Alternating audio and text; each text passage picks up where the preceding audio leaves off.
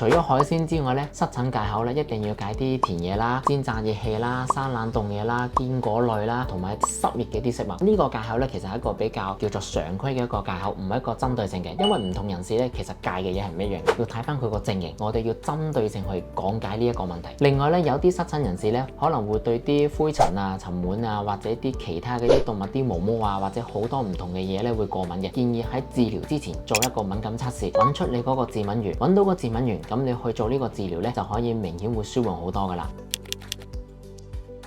我會建議咧食多些少健脾、清熱祛濕、養陰潤燥嘅一啲食物，例如赤小豆啊、綠豆啊、太子參啊、生熟薏米啊、土茯苓啊等一啲叫做清身體入邊毒素嘅一啲食物。因為呢一啲食物咧，其實可以明顯舒緩，幫你排翻你身體入邊啲毒素，譬如話啲濕熱啊或者啲寒濕啊。另外喺自己個湯水入邊咧加多些少蓮子、百合、雪耳，達到個潤肺潤膚嘅一個作用。因為濕疹人士咧好多時候個皮膚咧係比較乾燥嘅，咁一啲叫做比較潤肺或者潤燥嘅一啲湯水咧，其實可以明顯舒緩到呢一個咁嘅情況。我哋都建議咧喺夜晚11點前盡量早些少瞓覺啦，因為早瞓咧其實可以幫我哋身體排翻啲毒素，尤其啲肝膽入邊啲毒素咧喺11點至1點呢個階段咧其實係排得最好嘅。如果你呢個時間未瞓覺，你啲毒素排唔到出去，咁就會經過肌表同你散翻出嚟噶啦。